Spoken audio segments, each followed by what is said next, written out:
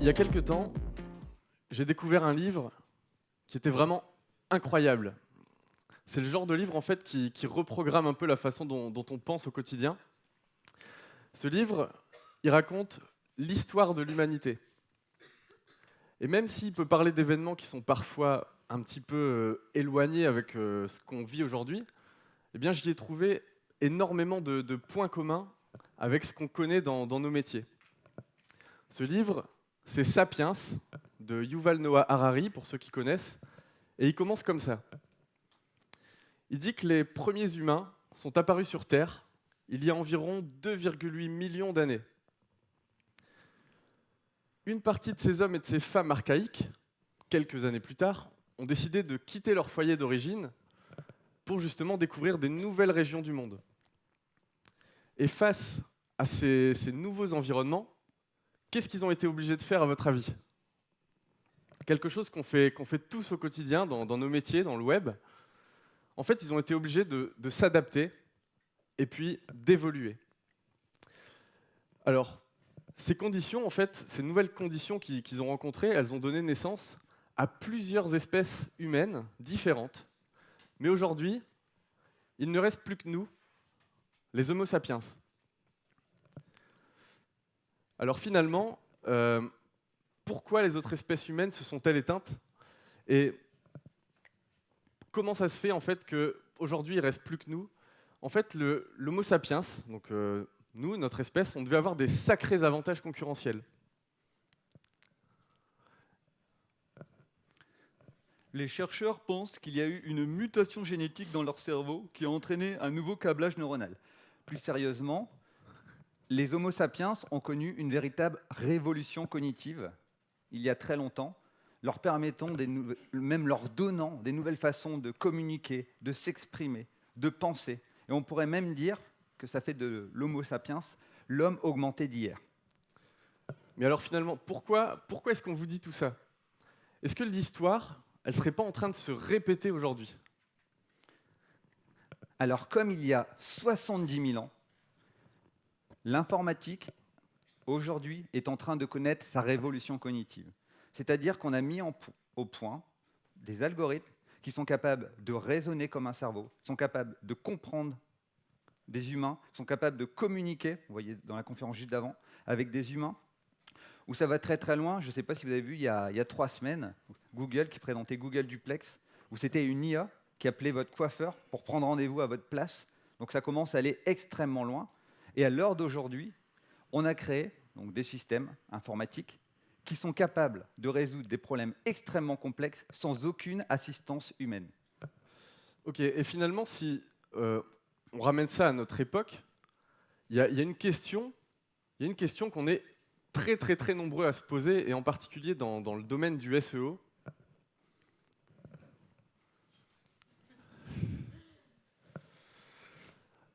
En fait, face à l'arrivée de l'intelligence artificielle, face à l'émergence de toutes ces nouvelles technologies, il y a plusieurs façons de voir les choses. La première, c'est de se dire que oui, ça va être très très compliqué pour nous. Parce que l'intelligence artificielle va peu à peu gagner du terrain et puis nous remplacer sur des tâches qu'on fait très bien, elle les fera peut-être mieux que nous.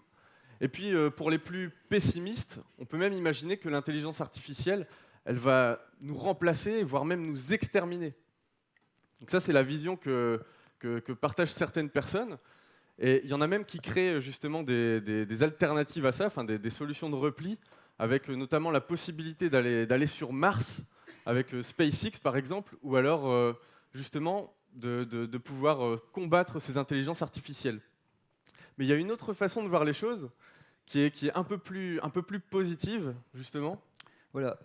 Donc nous, on pense qu'on peut voir ça comme une opportunité. Vous avez peut-être entendu parler d'IBM Watson, donc qui est une intelligence artificielle qui aide les médecins à trouver les meilleurs remèdes pour leurs patients et à améliorer leur vie au quotidien. On peut faire exactement la même chose pour le SEO et utiliser ces techniques pour améliorer notre métier. C'est ça. Du coup, en fait, là, ce dont on va vous parler, c'est principalement de plusieurs stratégies qui nous permettent justement d'utiliser cette intelligence artificielle, ou en tout cas ses dérivés, comme le machine learning, à notre avantage. Donc moi, je suis Rémi Bachat. Lui, c'est Vincent Terrazi. On travaille tous les deux chez OVH, qui est le leader européen du cloud, avec un développement mondial avec d'énormes stratégies dans de nouveaux pays. Et à côté de ça, on a aussi créé les Data SEO Labs. Donc, c'est des formations à destination des professionnels du web, en particulier des SEO, à la data science. Donc, du coup, on y voit le machine learning, les statistiques, le big data, etc. Tout ça dans le but d'améliorer ces stratégies SEO. Alors, aujourd'hui, comme on le disait, on va vous parler de deux stratégies. Et comment on en est venu à ces stratégies, en fait? Eh bien, tout simplement, chez OVH, on a énormément de sites à gérer. Je ne sais pas si vous imaginez combien OVH possède de sites web aujourd'hui. En fait, il y a plus de 90 sites. Si on compte les différentes langues, les différents pays, les différentes marques, ça fait beaucoup. Et sur ces 90 sites, eh bien, il faut qu'on travaille la visibilité. Et du coup, on est sans cesse en train de chercher des nouvelles idées, des nouvelles méthodologies pour automatiser ce qu'on fait et aller plus vite. Alors, le premier projet dont on va vous parler, c'est autour de l'automatisation de l'audit SEO. Donc, faire un audit en SEO, c'est très long, c'est très très chronophage, et faire appliquer ces recommandations, c'est aussi très très chronophage. Du coup, l'idée, c'est de trouver des méthodes pour aller beaucoup plus vite et savoir plus rapidement ce qu'il faut faire. Et c'est exactement ce qu'on va vous montrer aujourd'hui. Donc ça, c'est le premier projet sur lequel Vincent et moi, on a travaillé chez OVH ensemble. Donc c'est la session, l'instant de nostalgie. Alors, il y a une question qu'on s'est déjà tous posée quand on cherche à améliorer sa visibilité sur le web. C'est qu'est-ce qu'il faut faire pour être premier sur Google? Qu'est-ce qu'il faut faire pour être visible en première page de Google? Et en fait, si vous avez déjà cherché ça, j'imagine que vous êtes très nombreux à l'avoir déjà fait, vous vous êtes rendu compte que si vous cliquez sur un article, puis un autre, puis vous regardez une vidéo, vous lisez un livre sur le sujet, etc., eh bien en fait, il y a énormément de conseils qui reviennent, qui sont assez redondants et qui sont assez proches finalement des basiques ou des guidelines de Google. Et tous ces conseils-là, vas-y, tu peux en parler un petit peu. Donc voilà, donc si vous commencez à regarder, vous allez toujours trouver la même chose. On va vous parler de travailler sur les liens, le maillage, de regarder le contenu de vos pages, etc. etc. Mais nous, la question aujourd'hui, c'est concrètement, vous faites quoi? Donc on a préparé quelques petites questions. Qu'est-ce qui pense que pour être premier sur Google, la priorité absolue, c'est son contenu? Est-ce que vous pouvez lever la main? Il y a vraiment... Ok, donc n'hésitez pas, hein, il y a vraiment tout est possible. Hein, vous voyez, qui pense que c'est plutôt la technique? Il faut des sites performants, il faut des sites rapides, il faut des sites ok. Et qui pense que c'est la popularité? C'est vraiment il faut. Ok. Donc là on a une majorité. Plus, ouais. Et peut-être que voilà, merci. Peut-être que c'est peut-être un petit peu de tout. On est d'accord. Peut-être qu'il faut travailler à la fois le contenu. Voilà. Merci. Donc vous avez tous eu différentes réponses, mais maintenant comment vous allez prioriser? Comment vous allez savoir ce qu'il faut tester? Et ben ça, c'est une technique qui s'appelle le test and learn. En fait, le test and learn, c'est une approche qui consiste à tester quelque chose et à boucler, à faire des itérations jusqu'à ce qu'on obtienne le résultat qu'on souhaitait. Et puis à partir de ça, on va produire des connaissances et puis on va se dire, OK, le fait d'avoir fait telle action, ça me permet d'obtenir tel résultat. On va prendre un exemple très très simple. Vous avez envie d'optimiser votre taux de clic sur Google. Qu'est-ce que vous allez faire? Il y en a qui vont se dire, je vais travailler mes balises title, par exemple. Eh bien, vous allez ajouter des mots-clés dans vos balises title. Ou alors, vous allez ajouter des petits éléments qui permettent de susciter le clic sur vos balises title, des chiffres, des symboles, etc. Et en fait, vous allez faire ça jusqu'à ce que vous atteigniez le fameux taux de clic, le fameux CTR que vous avez envie d'atteindre. Et c'est cette approche-là qu'on appelle le test and learn. C'est peut-être finalement l'approche la plus utilisée dans le marketing digital.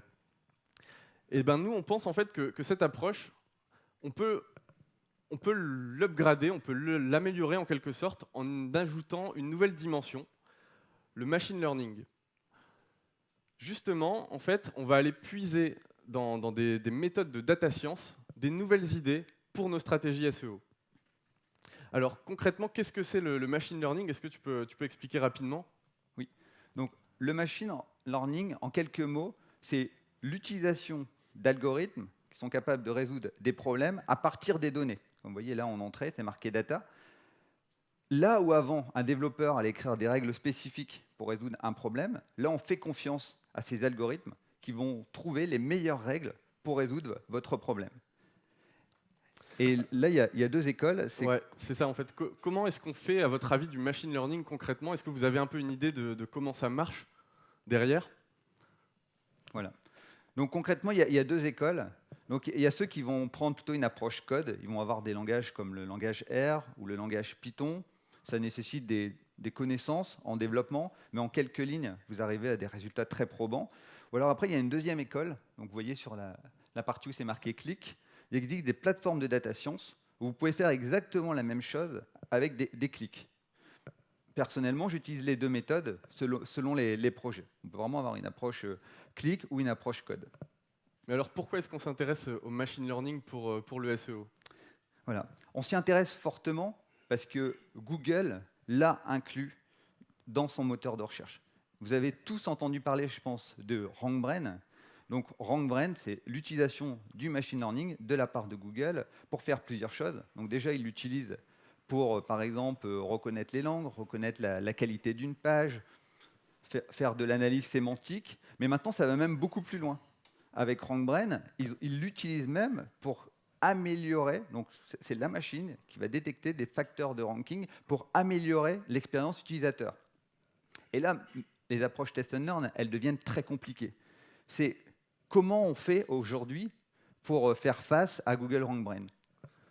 En fait, nous, on a essayé de partir justement du fait que Google aujourd'hui était capable d'ultra personnaliser les résultats et d'ultra personnaliser les facteurs de positionnement. Et en fait, nous, ce qu'on a essayé de faire, c'est justement de deviner quel facteur de positionnement Google utilise pour une thématique donnée, pour un site web donné. Parce qu'on sait aujourd'hui qu'il ne va pas privilégier les mêmes choses d'une thématique à l'autre. Par exemple, si vous vendez des prestations de mariage, ça ne va pas du tout être le même type de stratégie SEO que si vous vendez par exemple des drones. Peut-être que dans l'une, ça va être plutôt question de travailler ses liens et puis ses web perfs, et dans l'autre, ça va peut-être être une question de contenu. Et en fait, c'est ça qu'on essaye de chercher. C'est grâce à ça qu'on va pouvoir gagner beaucoup de temps et prioriser nos actions. Et puis en fait, on a essayé aussi d'aller un petit peu plus loin en créant un modèle avec du machine learning, un modèle de prédiction qui nous permet de savoir si une page a ses chances d'être positionnée en première page sur Google par rapport aux facteurs de ranking. Donc ça, on va le détailler juste après. Alors la première étape, justement, pour réaliser ce projet-là, eh bien, comme dans tous les projets de data science, et en particulier de machine learning, c'est la constitution d'un jeu de données. Donc vous vous souvenez, juste avant, on a vu les données qui entraient dans une espèce de moulinette et on en sortait un résultat. Ben là, c'est vraiment la phase de récupération des données. Et donc nous, ce qui nous intéresse, c'est vraiment de connaître notre thématique au maximum pour pouvoir prédire au mieux nos facteurs de position dans cette thématique. Donc là, en fait, ce qui se passe, c'est qu'on fait une étude de tous les mots-clés qui sont représentatifs de la thématique qu'on a envie de travailler. Par exemple, sur les montres connectées, on va récupérer 5000 mots-clés autour des montres connectées. Donc ça va être le début du travail. La deuxième étape, ça va être, pour chacun de ces 2000 mots-clés, de récupérer le top 100 des URL qui sont positionnés sur Google. Alors pourquoi est-ce qu'on récupère le top 100 ? Eh bien en fait, ça va nous permettre après d'analyser ce qui a fonctionné pour être dans le top 10 et d'analyser aussi ce qui n'a pas du tout fonctionné. C'est-à-dire qu'on va regarder les sites qui sont tout en bas du top 100 et on va regarder ce qu'il ne faut pas faire. Donc ça, c'est vraiment le début. Donc ça nous amène à avoir un jeu de données qui ressemble à ça. Donc vous imaginez un énorme tableau, hein, vous pouvez imaginer ça sur Excel, avec à gauche, vous avez tous les mots-clés, et à droite, toutes les URL pour chacun de ces mots-clés. C'est-à-dire que pour le mot-clé A, par exemple, on va récupérer le top 100 URL, comme j'ai dit, du coup on aura 100 lignes pour le mot-clé A. Ensuite, 100 lignes pour le mot-clé B, etc., etc. Et on arrive à monter jusqu'à 100 URL fois 2000 mots-clés, on arrive à 200 000 lignes sur notre jeu de données. Alors, donc voilà. Donc là, c'est concrètement, c'est une question qu'on a toujours à la fin des conférences, c'est quels outils il faut utiliser. Là, on adore, c'est la métaphore, je pense que vous la connaissez. On demande là, on a pris 3 aveugles d'identifier un animal, et chacun part avec sa méthode, chacun part avec son outil. Et le premier, il dit, cet animal, en fait, c'est comme un tronc d'arbre. OK, donc là, on pourrait dire, la sémantique, c'est un tronc d'arbre. Et le deuxième, il dit, non, cet animal, non, c'est un mur. Et on continue comme ça. Donc là, on pourrait assimiler, OK, le backlink, c'est un mur. Et ça va même encore plus loin. Le dernier, il dit, non, non, cet animal, c'est comme un serpent. En fait, ils ont tous raison, mais sur une partie du problème. Et nous, ce qu'on pousse, vous avez deviné, hein, l'animal qui est derrière moi, c'est l'éléphant. Ce qu'on pousse pour avoir, on va dire, l'algorithme le plus fiable possible, c'est d'utiliser un maximum d'outils. Donc là, on en a cité quelques-uns autour de la sémantique, les backlinks, les web perfs. Et donc, vous imaginez, donc on a toujours notre liste d'URL. Et à côté, on va venir compléter avec différents outils pour récupérer les web perfs donc sur ces différentes URL, le nombre de backlinks, leur présence dans les réseaux sociaux, etc., etc. Donc on se retrouve avec un tableau avec une énorme quantité de colonnes. En fait, l'idée, c'est vraiment d'être au plus près possible de la façon dont Google fonctionne. C'est-à-dire que vraiment, pour chaque URL, on va récupérer à chaque fois des données, des KPI qui nous rappellent la façon dont fonctionnent les critères de classement sur Google. Et donc, l'idée, c'est d'avoir un tableau le plus long possible, le plus large possible, avec autant de variables qui ressemblent fort à des facteurs de classement de Google. Exact. Alors là, on vient de faire la partie données. Donc voilà, donc là vous voyez la partie verte, les données c'est réalisé, on va vraiment s'attaquer à la partie machine learning. Donc ici, machine learning pour prédire des positions, il existe différents algorithmes, donc les principaux c'est la classification et la prédiction. Il faut savoir que là, on ne peut pas prédire la position exacte dans le moteur de recherche. Par contre, nous, on a réussi à prédire avec une efficacité de 90% si ça peut être ou pas présent sur la première page de Google. Donc c'est exactement maintenant ce qu'on va vous présenter et on vous montrera les facteurs de ranking qui ont été identifiés. Là-dessus, c'était il y a 2 ans, donc après on l'a refait avec une plateforme de datation, ça s'appelle DataIQ. On l'avait fait avec un langage R, donc le R c'est un langage d'analyse de données et de traitement statistique, donc c'est facile à prendre en main. Et là vous avez presque l'intégralité du code, donc quelques lignes permettent de faire ce genre de prédiction. On le rend accessible dans nos formations et le code sera donné. Donc, on va tout de suite passer au résultat. Donc ça, c'est le premier résultat qu'on tire de ce projet. C'est la capacité de savoir si une page a ses chances ou non d'être positionnée en top 10 sur Google. C'est-à-dire que, imaginez, vous avez 100 nouvelles pages à sortir. Et bien là, tout de suite, vous n'allez pas avoir besoin d'attendre que Google indexe vos pages et les positionne. Vous allez tout de suite savoir si elles ont des chances d'être positionnées en top 10 ou pas. Et là où on va aller un petit peu plus loin, c'est qu'on a donné le pourcentage de chances que l'algorithme ait raison. Donc c'est ce que vous voyez sur la droite avec les probabilités. Donc la probabilité que la page soit positionnée sur la première ligne, elle est de 96%. Donc elle est hyper élevée. On sait avec une certitude que cette page-là doit être positionnée en première page de Google. Et en fait, le deuxième résultat qu'on a tiré de ce projet, c'est la capacité à savoir exactement quel facteur de ranking Google privilégie dans notre secteur d'activité. Et là, en fait, on est capable de savoir exactement que pour vendre le produit qu'on vous avait montré juste avant, il faut avoir les facteurs de ranking que vous voyez là. Donc des ref domaines, c'est le premier, c'est une métrique autour du netlinking, donc des liens entrants. Et ensuite, ça va sur le score que peut avoir le title avec un outil qu'on a utilisé ici qui s'appelle Visiblis. Et voilà, en fait, là, concrètement, on a la liste de ce qu'il faut faire. On a un peu la recette pour être en top 10 dans notre thématique. Et tout ça, en fait, on a décidé de... On a dit tout à l'heure qu'on ne vous parlait pas de code, qu'on ne vous donnait pas exactement tout le truc qu'on faisait. Mais en fait, on a décidé de vous faire un cadeau et de vous donner tout ça. C'est sur le GitHub d'OVH. Donc n'hésitez pas à prendre cette slide en photo. Vous avez tout le projet, tout le code R pour refaire ça avec vos propres données. Et là, vous allez pouvoir vous-même connaître vos facteurs de positionnement. Vous allez pouvoir vous-même prédire la capacité de vos pages à être dans le top 10. Voilà. On va passer au deuxième projet. Le deuxième projet sur lequel on a travaillé ensemble, c'est autour de l'automatisation de la stratégie de contenu. Alors qu'est-ce que ça veut dire automatiser sa stratégie de contenu? Ben, c'est ce qu'on va voir juste maintenant. En fait ici, je pense que vous êtes tous d'accord pour dire que faire du SEO, c'est l'histoire de quelques clics. C'est juste passer 3 minutes et appuyer sur un bouton pour être premier sur Google. Vous êtes tous d'accord avec ça, je pense? Ok, parfait. En fait, pour être un peu plus sérieux, faire du SEO, c'est parfois très compliqué, c'est parfois très très chronophage. Et la stratégie de contenu, en fait, ça consiste vraiment à apporter du trafic, si possible qualifié. Et pour ça, il y a une méthode qui fonctionne plutôt bien, c'est l'idée de créer des nouvelles pages. Parce qu'on va partir du principe que chaque nouvelle page qu'on va créer va nous positionner sur des nouvelles requêtes et nous apporter du nouveau trafic. Du coup, c'est un peu ça qu'on a essayé d'automatiser. Alors, comment est-ce qu'on va faire ça? Voilà. Donc, la stratégie de contenu, si on avait déjà fait, c'est assez complexe parce qu'il faut récupérer toutes les intentions de recherche. Après, il faut identifier quelles vont être les pages mères, quelles vont être les pages filles, comment on va faire pour les mailler ensemble.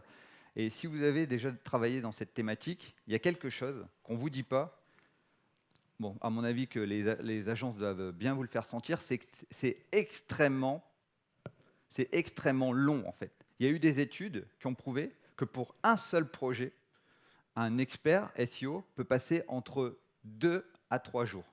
Donc si vous remettez à l'échelle d'OVH, vous prenez les 90 sites. Sur les 90 sites, forcément, il y a plusieurs projets. Et là-dessus, vous multipliez en fait par ces 2-3 jours, vous imaginez le temps qu'on peut passer sur ce genre d'études. Donc nous, aujourd'hui, on va vous montrer comment on a gagné beaucoup de temps sur 3 grandes missions. En fait, la première de ces missions, c'était déjà d'automatiser toute l'étude des requêtes des internautes.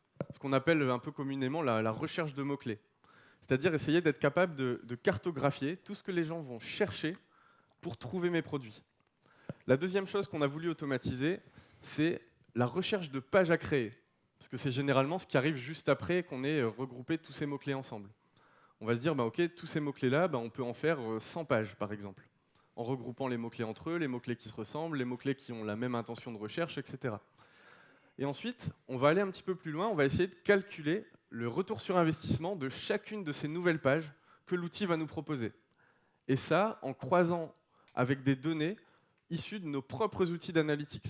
Donc des données des conversions, des données issues du panier moyen, etc. Alors là, pareil, c'est un peu le même process que tout à l'heure. On va récupérer des données et puis on va en sortir un résultat.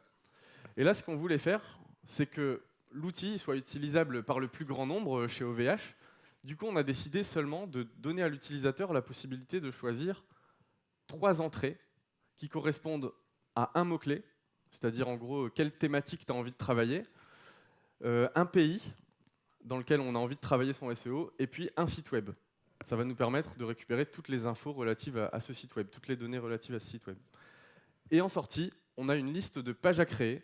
Donc tout est déjà prêt, la liste des pages avec les mots-clés pour chacune des pages, et puis le ROI potentiel de chacune de ces pages.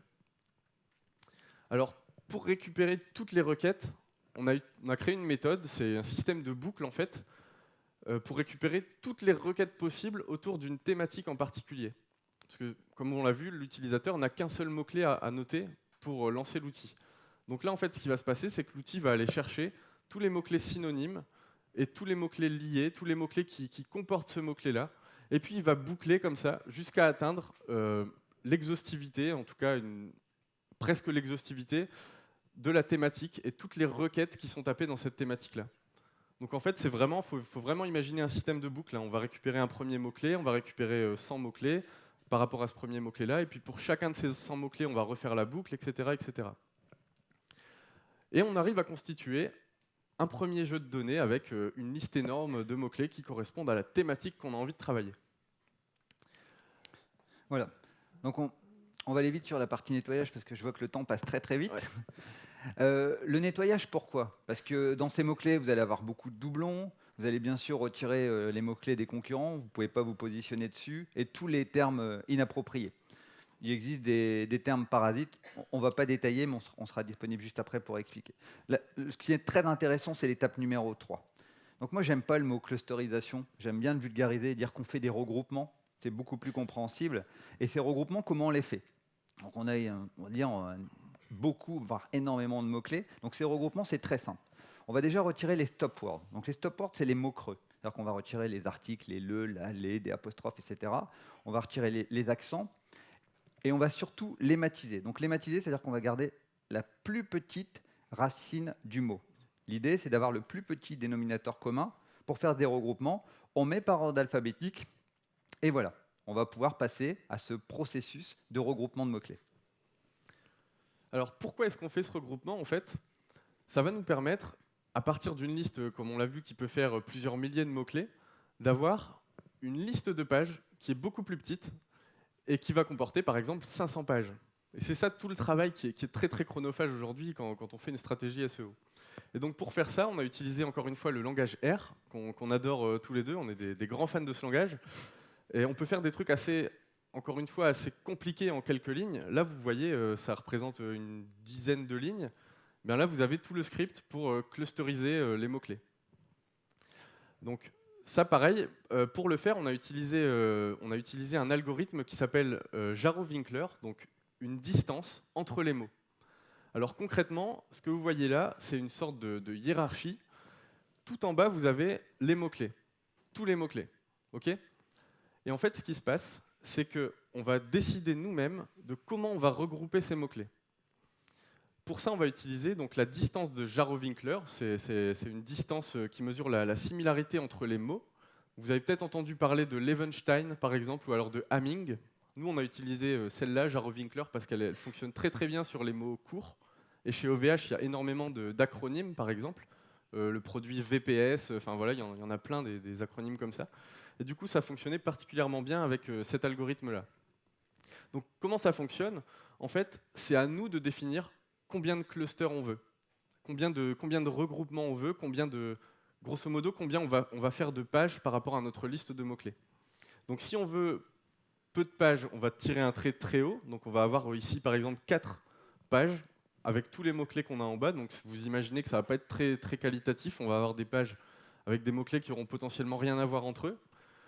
Et puis, on a plutôt décidé, nous, de viser plus bas pour être beaucoup plus fin et avoir des pages qui sont effectivement regroupées, bien thématisées, en fait, avec des mots-clés qui se ressemblent et qui vont être très proches à l'intérieur. Donc voilà, une fois qu'on a fait ces regroupements, en fait, on crée ce qu'on appelle un fichier thématique qui va faire les totaux en fait, de ces différents mots-clés. Donc par exemple, là, vous voyez, sur montre connectée, bon, j'arrive pas très bien à lire, mais on voit qu'il y a un trafic mensuel de 150 000 visites pour 6 mots-clés. Et où c'est intéressant par rapport aux outils qui existent sur le marché, c'est que là, vous n'avez pas des expressions exactes. Vous avez l'expression plus tous ses dérivés. Peut-être, Rémi, tu veux donner un autre exemple? Par exemple, bah oui, sur montre connectée, en fait, en tapant juste au début de l'outil l'exemple montre connectée, vous allez récupérer des termes comme montre informatique. Ça ne va pas seulement contenir le terme montre connectée dans les suggestions que l'outil va vous faire, si vous voulez.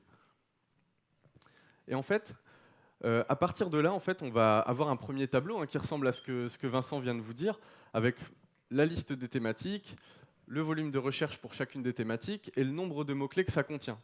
Et déjà avec ça, on a déjà automatisé une grosse partie du boulot et on peut déjà avoir une idée de comment est-ce qu'on va travailler notre stratégie, simplement en regardant le volume, tout simplement.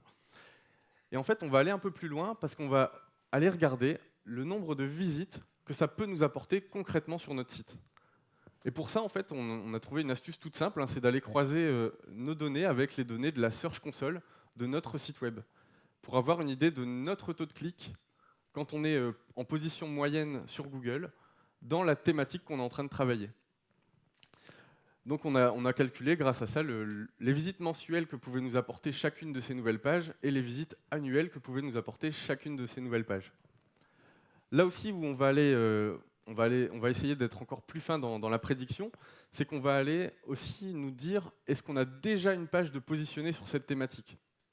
Et là, pareil, ça se fait en croisant les mots-clés qu'on a récupérés au début avec les mots-clés de la Search Console et d'autres sources aussi pour voir est-ce que notre site répond déjà sur la thématique. Pour pas que l'outil en fait, nous suggère des pages à créer qu'on a déjà. Et on va aussi nous dire la position moyenne. Donc ça, c'était plus pour nous aider à prioriser. Dire, ben voilà, si on est déjà dans le top 3, grosso modo, il n'y a pas grand-chose à faire. Si on est dans le top 10, il y a quelques optimisations à faire. Et si on est sur la deuxième page ou plus loin, ben là, il y a tout à faire. Donc, c'est des petits commentaires qu'on a rajoutés. Et puis, on va même jusqu'à détecter le type de page qu'il va falloir créer. Est-ce que ça va être plutôt un guide? Est-ce que ça va être plutôt une définition? Est-ce que ça va être un article? Est-ce que ça va être une vidéo? Est-ce que ça va être une page produit? Tout ça, on est capable de le détecter aussi. Et le truc ultime, en fait, c'est d'être capable de prédire le chiffre d'affaires de chacune de ces nouvelles pages que l'outil nous a suggérées. Et pour ça, en fait, on est allé chercher des infos de plusieurs sources, notamment de l'outil de web analyse. On va aller chercher le panier moyen, le taux de conversion dans la thématique ou dans une thématique sur le site qui ressemble très fort à celle qu'on a envie de travailler, etc., pour avoir une prédiction la plus fiable possible. Et tout ça, on a décidé de vous en donner une bonne partie aussi, que vous allez retrouver sur GitHub. Donc vous allez être capable de refaire toute cette clusterisation de mots-clés. Vous allez voir, en quelques lignes de code, vous allez pouvoir mettre en input votre fichier de mots-clés et en ressortir une liste de pages à créer avec justement les mots-clés qui vont être regroupés entre eux. Donc n'hésitez pas à les tester, n'hésitez pas à nous faire des retours aussi pour qu'on puisse apporter des améliorations. Si vous avez des suggestions, on est toujours très à l'écoute et très avide de vos suggestions. On va aller un petit peu plus loin, on va prendre un peu de recul et regarder tout ce qu'on a donné. Hein. On a donné déjà 2 choses. Voilà. Donc on a vu ensemble comment automatiser un audit SEO. On a vu bien sûr comment, vous venez juste de le voir, automatiser toute la stratégie de contenu. Mais nous, on pense et on a commencé à aller au cran d'après. Donc on voulait en dire quelques mots. C'est la génération de contenu. Donc, vous l'avez peut-être vu, ça existe. On est capable de générer des titres, on est capable de générer des phrases assez facilement. Et là-dessus, il existe 2 grandes techniques qu'on voulait vous présenter. Donc une que, à mon avis, beaucoup connaissent, le spin. C'est-à-dire qu'on va écrire des règles, on va mettre des synonymes, et derrière, on peut générer des textes plus ou moins similaires. Aujourd'hui, on peut aller beaucoup plus loin, donc avec une technique qui s'appelle le deep learning. Donc pour ceux qui s'y intéressent, c'est notamment avec Charles, où il y en a qui ont réussi à générer, alors là je vais être très précis, des textes en anglais pour, vous voyez, des recettes de cuisine, des discours d'Obama, des pages d'Harry Potter. Donc des choses très très précises. Et en anglais. Notre objectif, c'est de réussir à faire la même chose avec des techniques beaucoup plus avancées pour le français, et ça fera sûrement l'objectif d'une conférence complète. Donc ça, l'idée aussi, c'était, ça c'est pas nous qui l'avons créé, c'était de vous donner un exemple donc, qui fonctionne en JavaScript pour que vous puissiez le tester. Et c'est assez amusant, c'est que ça se fait en plusieurs étapes. C'est-à-dire que quand vous lancez le modèle, c'est un peu comme un bébé, il fait n'importe quoi. Il va falloir attendre quelques heures pour voir apparaître les premières phrases.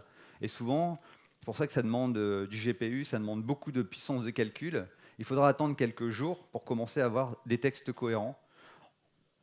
Attention, ça fonctionne qu'en anglais à l'heure actuelle. Et on est encore loin de la qualité humaine. Donc je préfère être très très précis.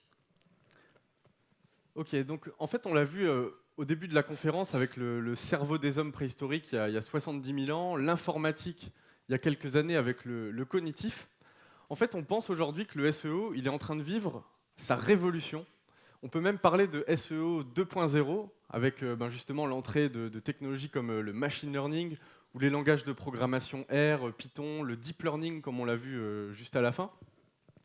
Et en fait, pour nous, le machine learning, finalement, c'est juste une porte d'entrée. Ce n'est pas une fin en soi, finalement, parce que grâce au machine learning, on va pouvoir faire des choses encore plus avancées, comme la génération de texte, qui est un peu un Graal pour beaucoup de gens. Et c'est vraiment ce qu'on vous encourage à faire, à continuer à vous adapter, à continuer à évoluer, continuer à apprendre, parce que vraiment, la data science, comme on appelle tous ces domaines qu'on voit là, c'est vraiment quelque chose de très passionnant en fait, et un domaine dans lequel vous allez toujours avoir à manger, dans lequel vous allez toujours avoir des nouvelles choses à tester. Donc c'est vraiment ce qu'on vous encourage à faire, continuer à tester et à évoluer surtout. Merci à tous. Un grand merci.